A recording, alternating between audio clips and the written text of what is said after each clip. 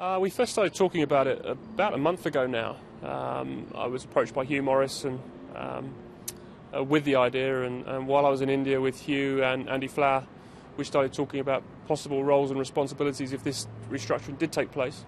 All those discussions went really well, actually, and all the issues we possibly could think of turning up, we sort of ironed out and resolved. So, when I left India, I was very happy, but certainly most of it's happened in the last few days.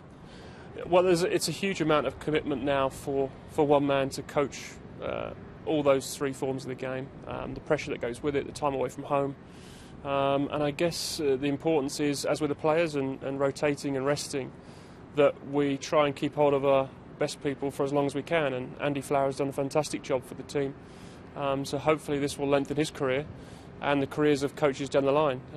Otherwise, we're just going to face a situation where you get burnout. I've been dealing now with Andy for about 4 years on the selection panel. I think we have a good relationship. I think we're very different people, but we share very similar principles and values, and that's the important thing going into these new roles. I still report into Andy. On strategy we work together, and of course on selection, but my job's to try and improve team performance and keep taking the team forward, and that's what I'll try and do. Is that really the big long-term goal, the 2015 World Cup? I think we have to be building towards that, but along the way you've got the series and journeys, and you've got to keep topping up results there as well. So, but along that path, I think it's important we widen the net as much as we can on new players and give players experience leading into that 2015 World Cup, and of course be looking to challenge to win it when it comes round. You've had such a long association with Warwickshire. How big a wrench is it to leave? It's hard. It's certainly bittersweet. I mean, I'm very excited about taking on the new role, but I've had some very, very good years here at Warwickshire as a player and now as a coach. Some difficult years as well, and nothing's ever easy. And I'm not expecting this new job to be, but this has been my home for 20-21 seasons. So, of course, I'll miss the people who are very good.